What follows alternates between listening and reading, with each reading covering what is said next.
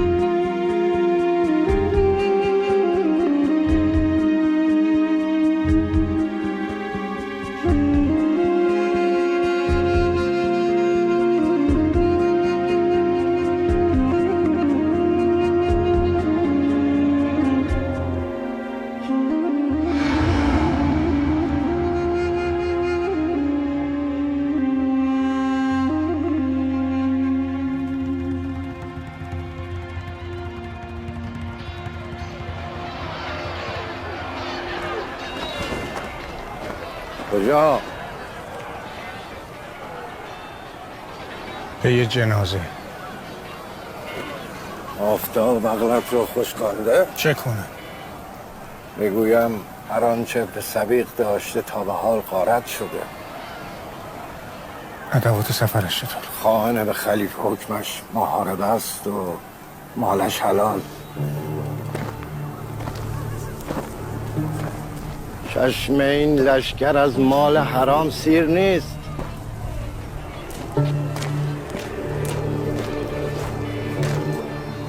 حلالش را رها کند. اینجا ماندن دردی رو دوا نمی‌کنه. غارت عادت این سپاه است. شاید نشانه‌ای بیابم. دانت را بر سر هیچ میگذاری؟ به خدا هیچ نیست.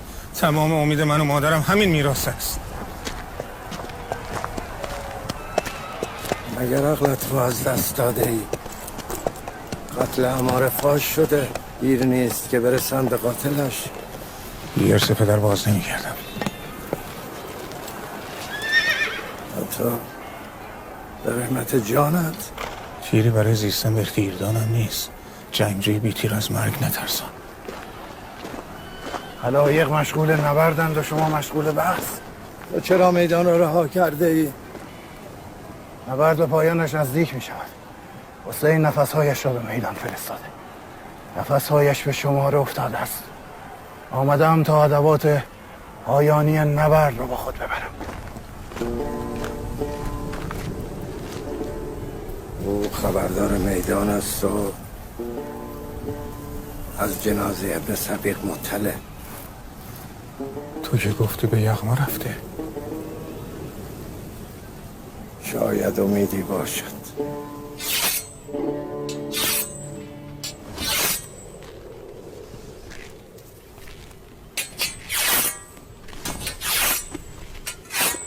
چه خبر از ابن سبیق؟ جناب ابن قرظه راهی قیامتش کرد. میدانم. جنازه‌اش را میگویم کجاست؟ بر زمین نماند، غارتش کردند. اینجا نه، بیرون کنار اسب. کنار اسب.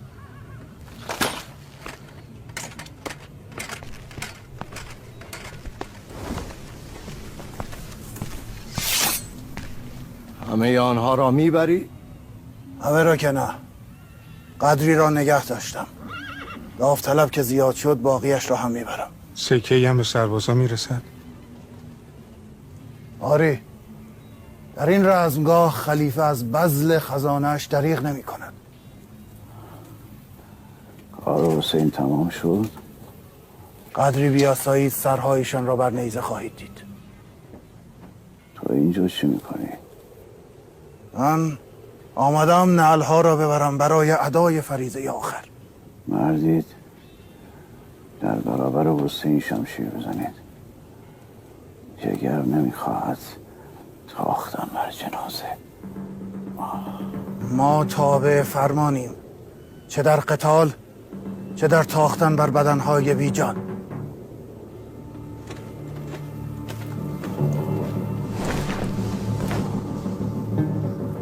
آب، کمی آب به من بدهید.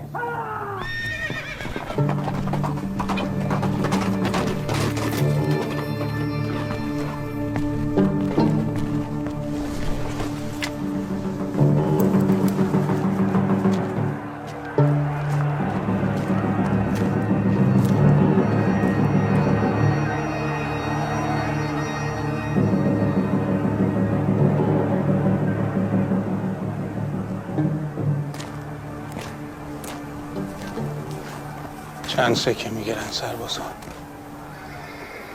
همهشان نمیگیرند. کم نیستند آنهایی که خون حسین را دلیل قربتشان به پروردگار میدانند. مابقی چه؟ امرا که میگیرند. غیر نظامیان هم باید کاری بکنند که به چشم بیاید. اگر نامم در سیاه بیاید میتوانی مطلبی برایم بنویسی تا سکه‌ای در خور نصیبم شود؟ میخواهی مقابل حسین بایستی؟ تو چرا همه چیز رو اینقدر بزرگ میکنی؟ میستم آخر لشکر. بین 30,000 شمشیر آخته بود و نبود و من چه توفیری دارد برای اصلا من رو میبینه؟ خدای حسین هم نمیبیند. فقط رز جامعه میپوشم تا امرای لشکر من رو ببینند و نامم بچسبد به سیاهی جهادگران. همین ابن قرظه کافیست معیدم باشد بر پوشیدن رز جامعه. آن وقت دست خالی به خانه بر نمیگردی. بیش از اینها شنیدم از لطف این خاندان. حسین من را عفو میکند به درماندگیم. پدرم میگفت کرامت سیاه علی بود. خود را به خاطر نداری؟ برجانش را بر سر همین معامله گذاشت. او راه را بر حسین بست. من فقط رز جامعه میپوشم. اگر حسین بداند که حیات پیرزنی بند است به همین چند سکه اذن میدهد؟ پدرت بود چه کار میکرد؟ حالا که نیست. آخرین قطعه بودنش هم با ابن سبیق خواهد شد. کاتب اعظم زر خلیفه را گذاشت محض باورش. من هم به وصیت همو عمل میکنم و مادرم را گذاشتم بر چشمانم. پدرت جاه را گذاشت و آه را برداشت محض دلش. من و مادرم همون آه را هم در بساط نداریم. تو میخوای آن آه را از خون حسین برداری؟ نه والله، دلم رضا نیست به آه حسین. چه کنم؟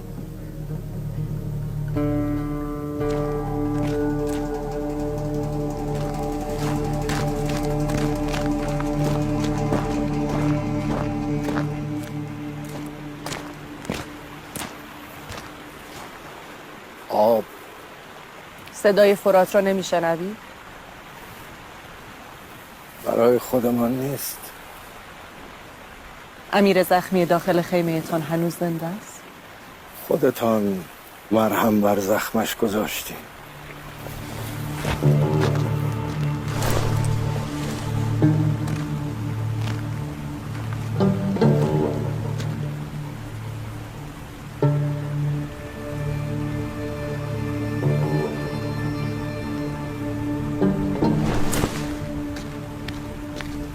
بگویید در خیمه دیگر آبی نمانده.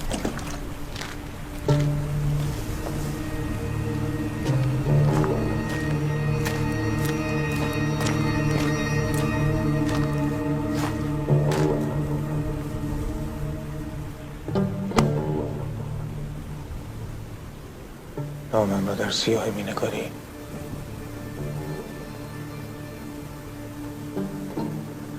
اگر کاتب ازم به گردنت حق نداشت.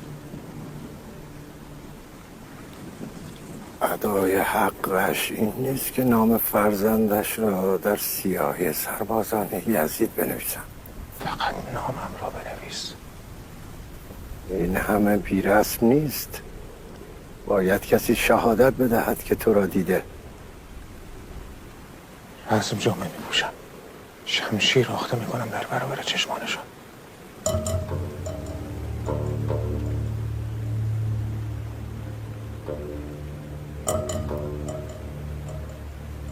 بی هراس از فرزند علی.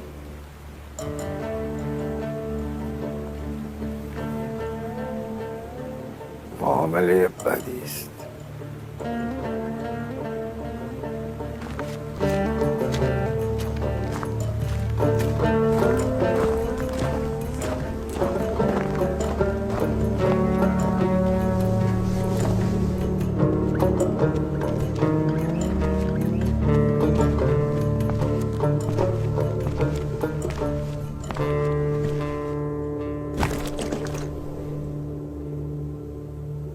چرا خیره مانده ای؟ صندوقی دارم در اینجا که خود و زرهی در آن است. آن را بپوش. به میدان می روی؟ دستت به حسین رسید؟ شمشیری بزن به نیابت از من. نبرد به کجا رسیده؟ یاران حسین تمام شدند. میدان را که نظاره می کردم اهالی خیام گردا گرد فرزند او جمع شده بودند. روی همه اولادش نام علی را گذاشته. انگار نمیداند این مردم خروار خروار کینه دارن از علی. نام علی، این همه سرباز صف در صف آورده. لابد حق هم بین این صفا میچرخه. حق همیشه با خلیفه مسلمین است. چه امروز چه در روزگار خلفای پیشین. علی مگر از خلفای پیشین نیست؟ اصلا شما درست میگویید. کینه از علی اشتباه، اما خروج پسر خلیفه که امکان دارد. حسین از دین جدش برگشته. خوب که خودت حکم تیرش دادی در نمازش. این چه خارج شدی است که نماز میگذارد در میدان خون. اگر جان در بدن داشتم همینجا گردنت رو میزدم. و چه فرستاده خلیفه هستی که این گونه سنگ و حسین بستی میسایی؟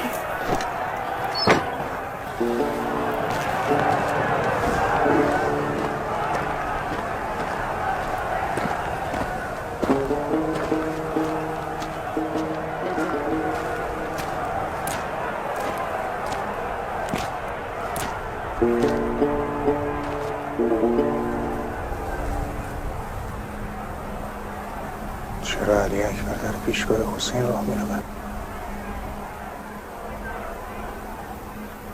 همانطور که تو در پیشگاه پدر بودی حسین جانش را می نگرد. گاه غرور حسین است، چرا نگاه نکند؟ دلش قرار نمیگیرد به رفتن علی.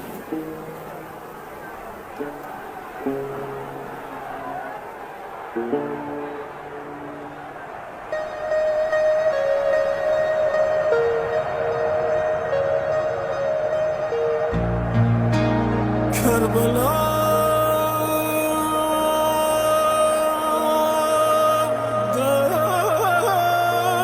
دشت بلا شد، دل به تو فال میدهم،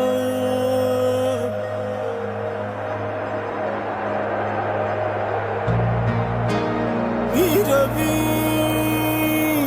تا جان شوی، در پیت جان میدهم.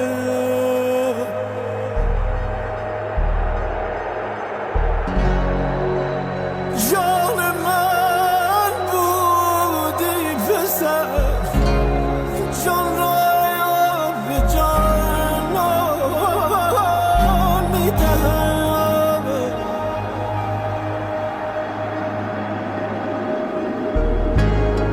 من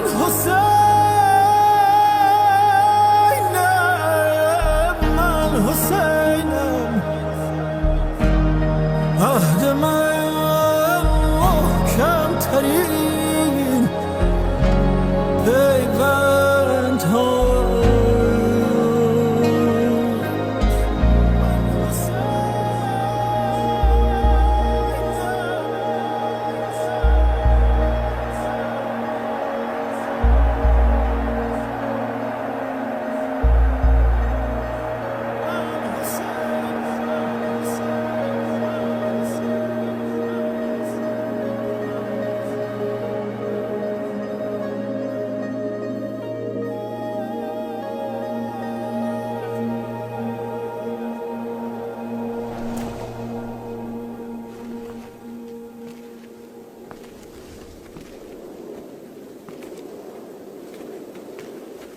کار علی تمام شد.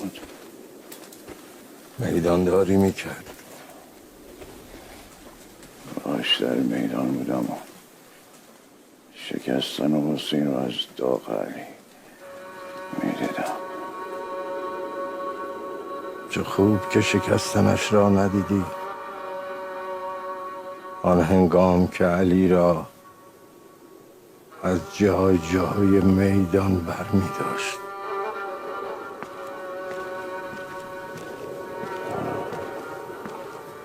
از قطعه قطعه شد علی.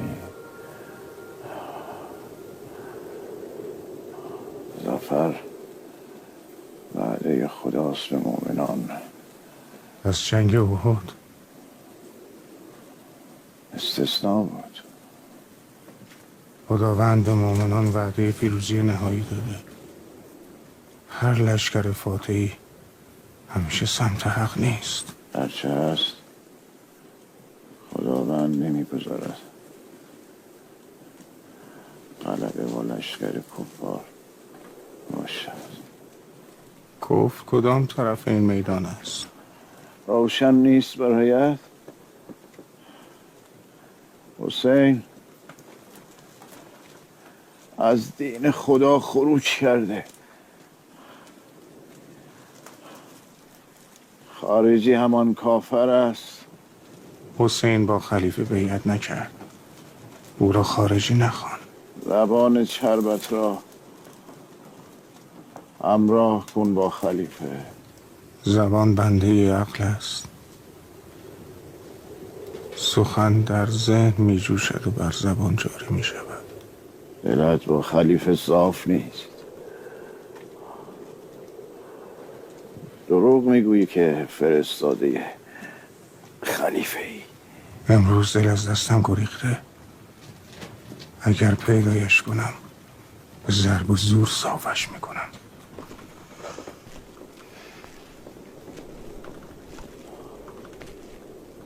زخمت سر باز کرده. مرا آخر میکشد. پی آن زنی بروم که مرهم بر زخمت گذاشت. آخر کاری کن که زنده بمانم و مرگ حسین را ببینم.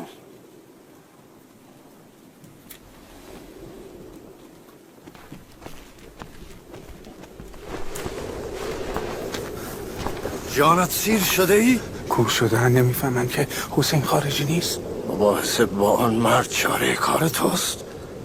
ابن غرض زیرک است. لختی دیگر پا به فشاری بر گلوی اعتقادش.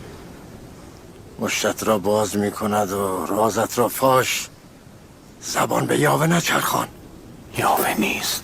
ملتفت شوند دل به کدام سوداری. خونت مباح است. هرچند ابن غرض رند است. دعا کن زنده نماند، وگرنه نمیگذرد تو سالم بمانی.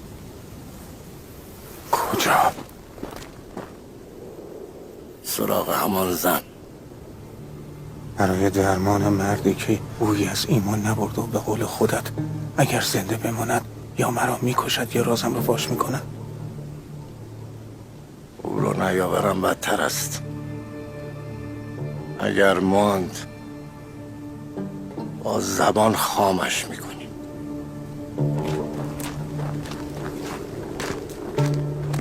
ام سعید،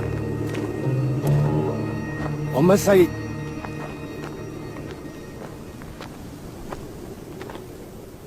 درمانگر ابن قرضه را صدا کن. غیبش زده. به اندازه فرات بیرون خیمه اشک ریخت و ناپدید شد. دنبالش نگردی. بار و بونه بسته ای ام سعید. پای سفرم استوار نمی شود. هراسم از مأمورین دارالخلافه کوفه نمی گذارد بگریزم. می روم به خیمه مجروحین برای کمک. گفتن قوطی برایشان مهیا کنم.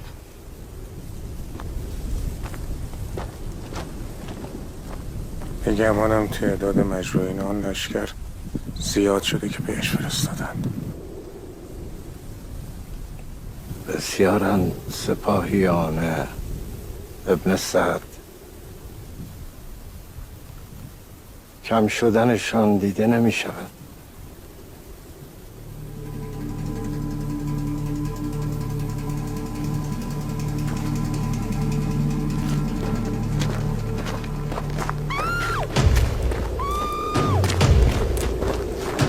تو را خواهم کشت. تو را خواهم کشت. پنجرش را نمیبینی؟ این زن اینجا چه می کند؟ آن سرباز اگر نبود در لشکر خودی کشته می شدم. او خنجراخته؟ به تقاس آمدم. تو؟ تقاس از من؟ تاوان خون پدرم. خون پدرت بر شمشیر این مرد بود؟ کدام حرامی بود پدرت؟ دهانت هم که مثل دستت هرز می جنبد. حال شو زن. بدان با که سخن میگویی؟ با قاتل پدرم. در کدام جنگ؟ امروز میان سپاه خودی. تو دختر ابن سبیقی؟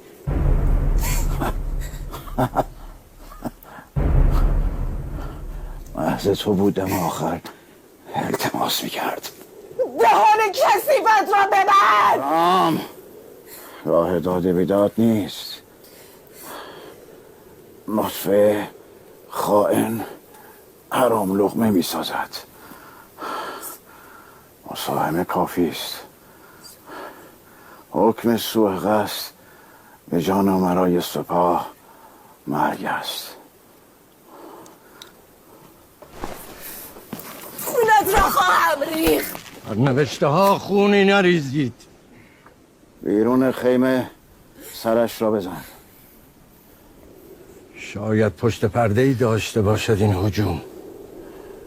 پس بیرون خیمه بندش کن. پدرت مرید علی بود. من هم از دوستداران علی هستم. من هم از دوستداران علی هستم. رهایم کن. پس غروب زجرت نزدیک است. رهایم کن. رهایم کن.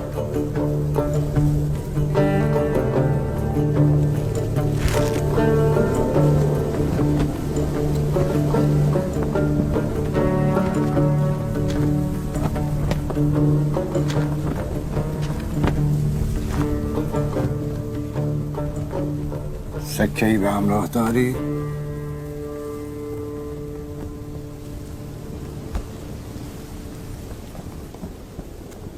آخرین سرمایه.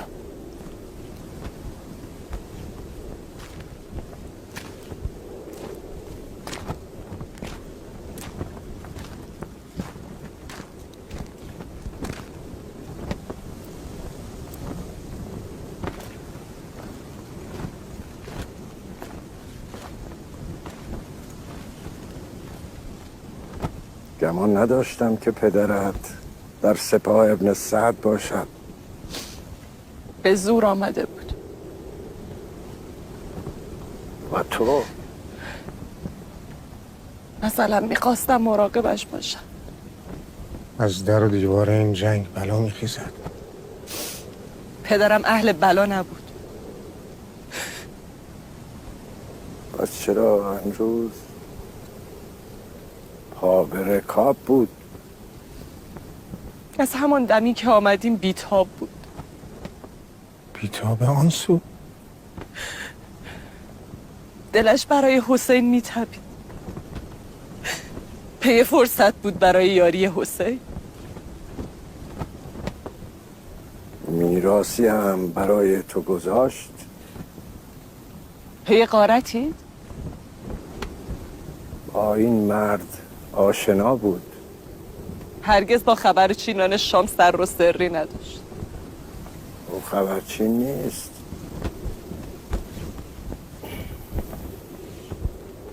پسر کاتب اعظم است. همون که چندی قبل کشته شد؟ ودیعی از پدرش نزد ابن سبیق بود. همین از وقتی آمدی پی ابن سبیق میگردی. از آن فدیه خبر داری؟ اون ودیعه را از خودش جدا نمیکرد. تا اینکه دیروز لختی برای بردن آب آمد، ودیعه را به من سپرد. گفت روزی پسر کاتب اعظم پیش میآید. حالا کجاست؟ باید میفهمیدم جدا کردن آن امانت از خودش یعنی دست شستن از جانش. آن ودیعه کجاست؟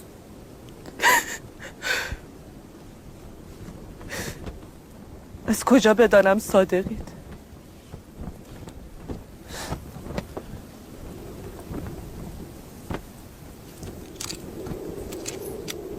این نشان آشناست؟ گفته بود باید نشان کاتب اعظم همراهش باشه. چند یادگار پدرم و آخرین وصیت پدر کنار خیمه مطبخ ام حسن را به تیرکی بسته ای. کنارش سنگ بزرگی است. آن سنگ را جا به جا کن، ودیعه را زیر آن دفن کرده.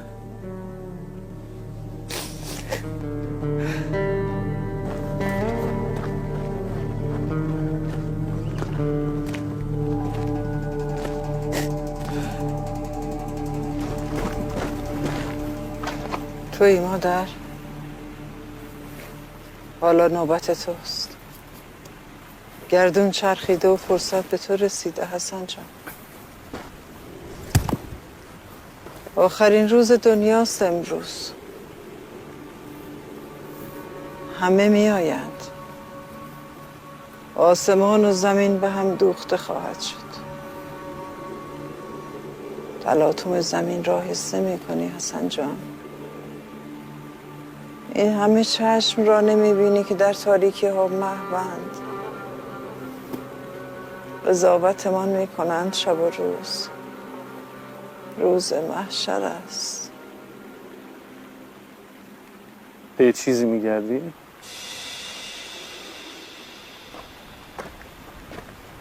آنیه که در بند شدیم را بیرون کشیدم تا دست نااهل نیفتد. چشم دارم نگاه میکنم. جوان مردی کردی. اگر گزندی به امانت پدرت وارد نشده از امانتداری هانیه بوده. غیر از این نیست. چرا پسر کاتب اعظم در این روز بلاخیز به این آمده؟ مرا شناخته ای؟ همان موقع که سینه اماره را شکافتی. نترس. کسی را آگاه نکردم که هنوز جان در بدن داری. سهم میخوایی؟ بیا و هانیه را نجات بده. با گماشتگان خیمه چه کنم؟ هانیه که به اینجا آمد قرار شد همراه پدرش خودش را به حسین برساند. رسم جوانمردی نیست. مرا با این بلوا کاری نیست. من هم آمده بودم تا توشه‌ای برای بقای مادرم پیدا کنم. من هم آمده بودم برای بقایم هانیه را حفظ کنم از هر گزندی. میخواهی نجاتش بده یاریت میکنم. چگونه میتوانم روی کمک چون تویی که حاضر شدی نامت در سپاه ابن سعد ثبت شود حساب کنم؟ تو هم سرباز همان سپاهی. رزم جامه پوشیدم تا گاه پیوستن ابن سبیق و هانیه به سپاه حسین همراهشان باشم. حالا که آنها نیستند خودت را به حسین برسان. فی الحال وظیفه‌ام نجات جان هانیه است که دلباختگیش مرا به اینجا رسانده. پس تو را هم با حسین کاری نیست. خود تو با او کاری داری؟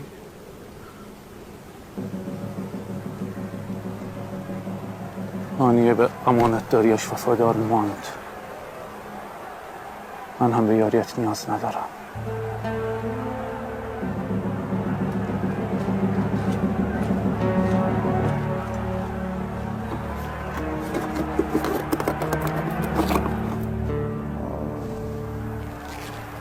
سوار ابن منعم کجاست؟ ابو شجاع او را برد. تازه چه خبر؟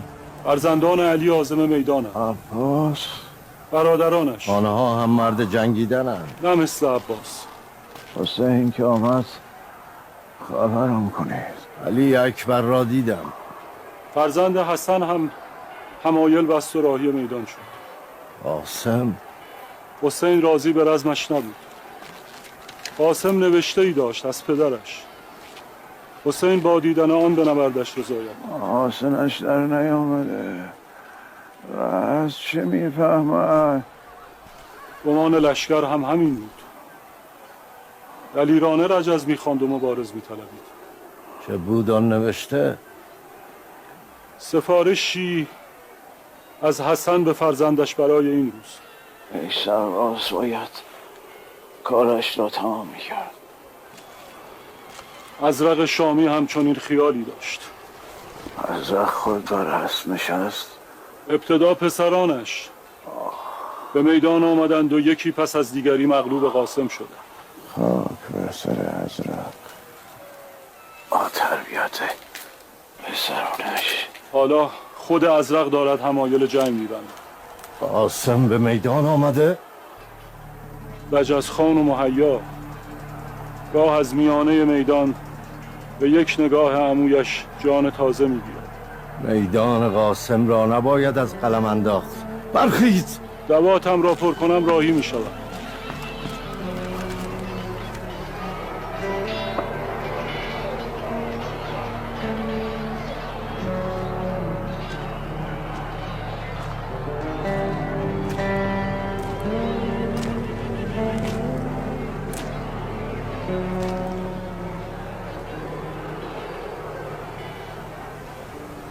میراث پدرت کجاست؟ کجا بودی؟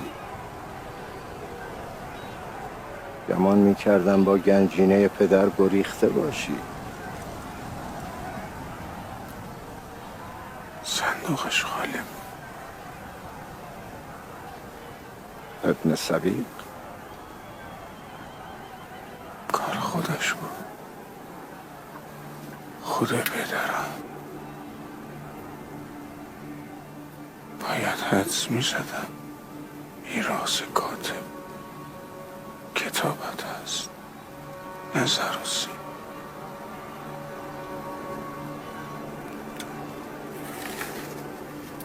همین چند خط میراث پدرم.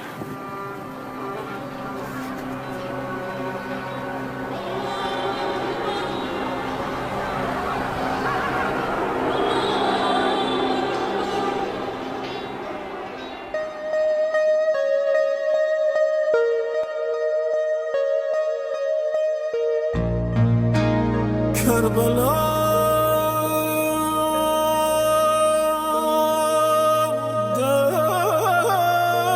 دشت بلا شد، دل به تو وفا میدهم،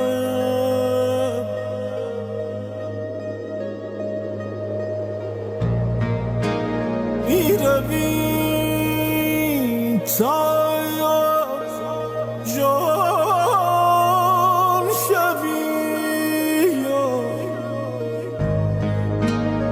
در پیت جان میدهم،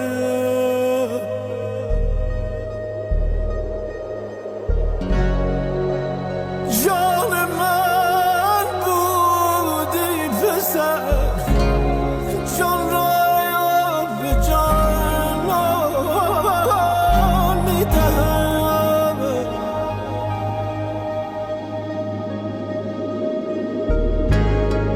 من حسینم،